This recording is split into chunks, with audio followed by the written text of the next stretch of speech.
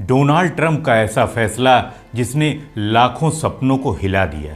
क्या आपने सोचा था H-1B वीज़ा इतना महंगा हो जाएगा? ये सिर्फ वीज़ा की खबर नहीं, पूरी भू राजनीति का खेल है। क्या मोदी सरकार इस झटके का जवाब दे पाएगी? दुनिया की सबसे बड़ी कंपनियां भी ट्रंप के इस फैसले से दंग हैं। ट्रंप का ये फैसला भारत के लिए खतरा है या सुनहरा मौका है?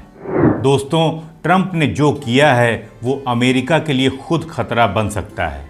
दुनिया की सबसे बड़ी अर्थव्यवस्थाओं में जब भी कोई बड़ा फैसला होता है तो उसकी गूंज भारत तक ज़रूर सुनाई देती है। अभी अमेरिका से आई एक खबर ने लाखों भारतीय युवाओं की नींदें उड़ा दी हैं। डोनाल्ड ट्रंप ने H-1B वीज़ा की फीस को अचानक आसमान पर पहुंचा दिया।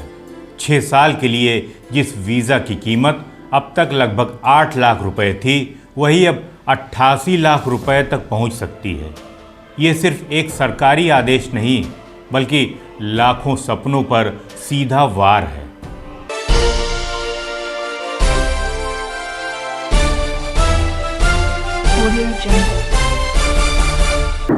नमस्कार, मैं हूं संतोष और आप देख रहे हैं बात नीति, जहां हम आपको देते हैं राजनीति और भू राजनीति की गहरी समझ बिना किसी लाग लपेट के।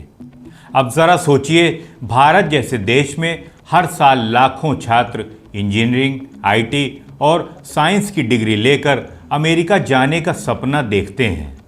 उनमें से 73% भारतीय ही H-1B वीज़ा के जरिए अमेरिका के टॉप कंपनियों में जाते हैं।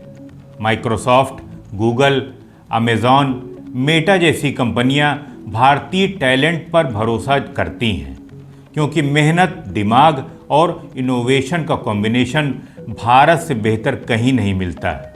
लेकिन ट्रंप के इस कदम से सबसे बड़ा झटका इन्हीं भारतीयों को लगने वाला है। ट्रंप का तर्क है कि इस फैसले से अमेरिकी नागरिकों को ज़्यादा नौकरी मिलेगी, लेकिन हकीकत इससे अलग है।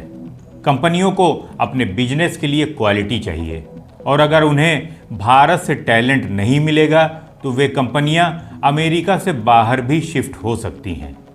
याद कीजिए, जैसे एप्पल ने चाइना से प्रोडक्शन हटाकर भारत में शिफ्ट करना शुरू कर दिया है, ठीक वैसे ही टेक कंपनियां अपने ऑफिसेज और रिसर्च यूनिट्स को भारत के बेंगलुरु, हैदराबाद, पुणे या गुरुग्राम में खोल सकती हैं।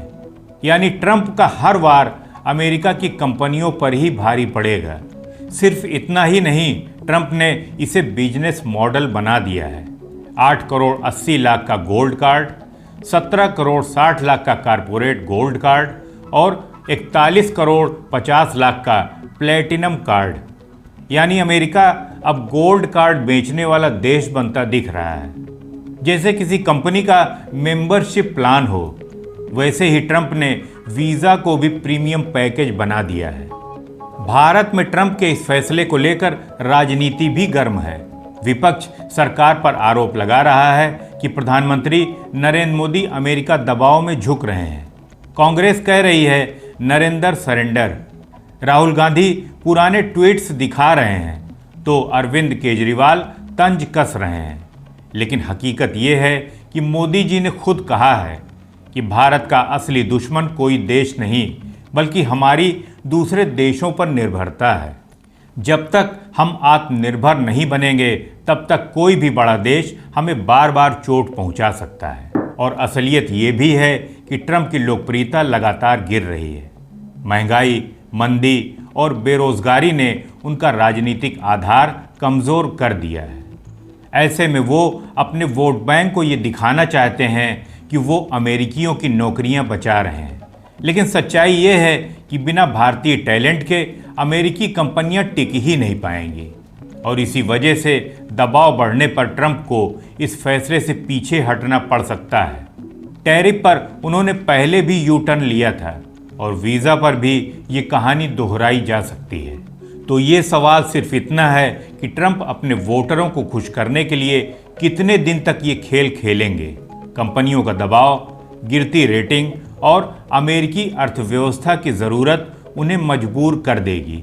या तो वो नियम ढीले करेंगे या फिर अमेरिकी कंपनियां भारत में बड़े पैमाने पर नौकरियां पैदा करेंगी। दोनों ही सूरतों में भारत को फायदा हो सकता है। दोस्तों, मेरी नज़र में ये संकट उतना डरावना नहीं है जितना कि विपक्ष दिखा रहा है, क्योंकि भारत के पास अब वो ताकत है कि वो इस फैसले को अवसर में बदल सकता है।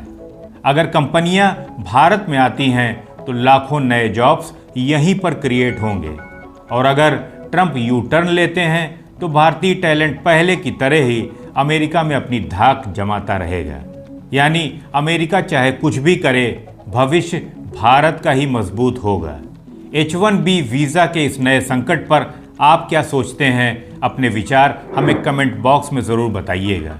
और अगर आपको ये विश्लेषण पसंद आया हो तो वीडियो को लाइक, शेयर और चैनल को सब्सक्राइब कर दीजिए, क्योंकि यहाँ हम सिर्फ खबर नहीं बल्कि खबरों की हर बात और नीति को भी बताते हैं। तो मिलते हैं अगले वीडियो में किसी नए विश्लेषण के साथ।